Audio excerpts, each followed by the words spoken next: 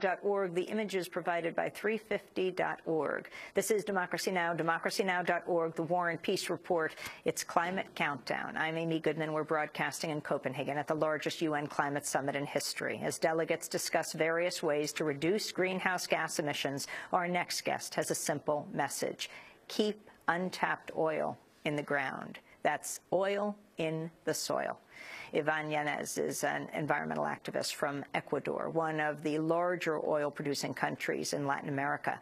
Ecuador is believed to be sitting on an oil reserve of hundreds of millions of barrels, but the oil is located in the Yasuni National Park, one of the most biodiverse places on the planet. Ecuador has launched a unique campaign to have the international community compensate the country in exchange for keeping the oil in the soil. Ivonne Yanez joins us here in Copenhagen. She works with the Ecuadorian group Acción Ecológica, that's Ecological Action. Welcome to Democracy Now! Thank you very much. You have been speaking out at the Climate Forum across town. Explain this campaign, Oil in the Soil. Okay, it's a campaign that starts many years ago in Ecuador, mainly because we have been suffering oil activities impacts in the Amazonia. So we thought that the unique way to save the forest is keeping oil on the ground on that time, and to save, of course, the indigenous people living on those forests. But after that, linking with climate change, we thought that it could be a good idea also to launch this campaign internationally and say that the only effective, measurable way to fight climate change is, of course, leaving the oil in the soil and the coal in the hole and, of course, tar sand in the land. Wait a second. Oil in the soil, coal in the hole, and tar sand in the land. Yes. This is our slogan now, and it's a slogan that was taken by other organizations, not only in Ecuador. We have groups in Brazil that want also to leave oil in the soil in Acre region. There are people in Peru that want to leave oil in the soil in one province, for example, in Loreto. There are people in Bolivian Amazon that want also to leave oil in the soil, the gas in the soil in this case, and they are proposing Amazonia sin petróleo. And there are other groups, for example, in Nigeria, that they are making a statement for the government that is a better deal in terms of economics for Nigeria to leave the oil in the soil than to sold it internationally, because of the damages, because of the corruption linked with that, because of the oil that is being stolen by the corrupted people there. So they are also asking to leave oil in the soil in the Niger Delta. You have been going to these climate conferences, since you're like 30, in Rio in 1992. Yes.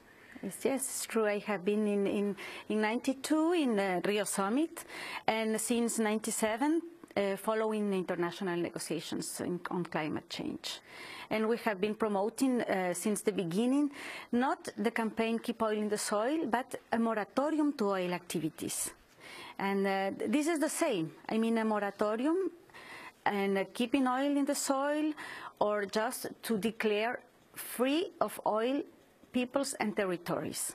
So we want to have nations emancipated of the dependence to oil and other fossil fuels. So we have been growing up, and we have been evoluting to this new concept of a new post-oil civilization. So this idea of oil in the soil in Ecuador started with grassroots activists like you, Yvonne. But now your president, Correa, has adopted this. And now Germany is taking the lead. I'm just looking at a piece right now in Der Spiegel Online.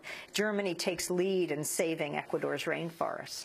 Yes. 2 years ago, we had the luck to have environmentalist energy ministry, Alberto Costa, the former one.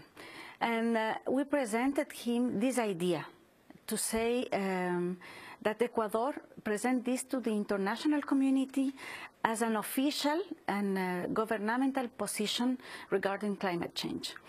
And this is why Rafael Correa presented this, to keep the oil on the ground of one oil block that is located in the Yasuni National Park. But where is the Yasuni National Park? Where is it? In the Amazonia, in the east part of Ecuador. And this is one of the most biodiverse parts in the world. And most important, this is the ancestral territory of indigenous people that already are living with no contact with civilization.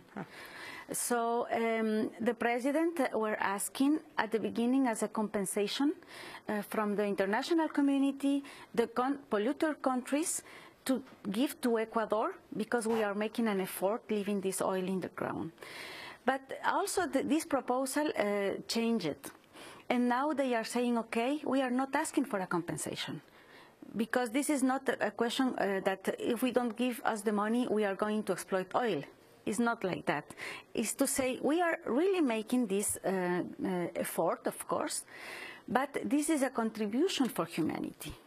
But we live our economy depends on oil incomes. So we say, okay, let's create a solidarity fund with the industrialized countries giving money to this fund. And this is why Germany offered $50 million per year for 30 years. But other countries also offered. Italy, Spain, and other commitments came from other countries. The United States? No, not the United States. But I think that our government is going to take contact with some U.S. authorities. But in this case, I think that is not maybe a good idea, because they are thinking the possibility to ask for a contribution, but within the carbon market in the U.S. And of course, this is a change of the original proposal. What do you mean? Because we don't want, because as Oil Watch, we are against carbon trading. And I think that this Yasuni proposal to keep oil in the soil maybe is one of the most revolutionary proposals in the world, not only because of climate change, but because we are really trying to shift our society to a post-oil society. And of course, as a plus, we are contributing to fight climate change. And we know that carbon trade is not good for climate. I think carbon trade is even increasing the emissions. So we cannot put this proposal that is to save the planet together with a proposal that is harmful to the climate and humanity, that is carbon trade. So we are asking the president to avoid this possibility to have funds in U.S. within the carbon trade system there. And when you talk about carbon trading, the idea that a company could pollute, let's say, up here in the United States, of course, Chevron is involved in a major lawsuit with the Ecuadorian government, suing them over pollution in the Amazon, that they could buy up land and say, we'll keep this as a preserve, but we will pollute in another place. No, this is not the idea. I mean, the idea is that we have to leave oil there and then in another place, and then in another place. So the idea is to really think in another world. It's not to say, okay, we are going to keep the oil here, but our president is saying, okay, we are going to take the oil in another place in the Amazon. So we are telling him, let's start with this, and then with all the national park, to start an audit and to see what is going on there, and then in Ecuador with no oil. In our last 30 seconds, you spoke last night at the Climate Forum, and you were really stressing this issue of climate debt, which is not a very familiar term in the United States. Yes, I know. Explain very briefly what it is. Very briefly, the ecological debt is the responsibility that has the industrialized countries with southern countries because of historical damages, the plundering of our resources, the plundering of the resources, contamination of our lands, and this is an historical present, and if we continue with this system, will be also in the future increasing this ecological debt. And I think that, for example, the Chevron Texaco case should be recognized as not because Chevron only polluted and should compensate the people there, but should be seen as a repayment, a restitution of the ecological debt.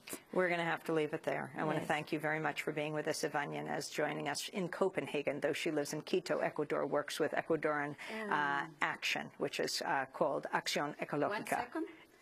I would like to give you this. This is our slogan. Leave the oil in the soil, the coal in the hole, and tar sand in the land. Thank you very much, Ivonne. Big for you, but you can give to you. That does it for our broadcast. Thank you so much for being there. Democracy Now! Is produced by Mike Burke, Shrufa Gokudus, Anjali Kamat, Aaron Mate, John Hamilton, Hani Masood, and all the gang at Democracy Now!, Dennis Moynihan as well. On next Friday night, I'll be speaking at the Student House, known in Danish as the Studenterhuset near Nørreport Metro. Tonight, I'll be moderating a panel on cap and trade, a debate at the Fresh Air Center, also near the Nørreport Metro stop. I'm Amy Goodman. Thanks so much for joining us.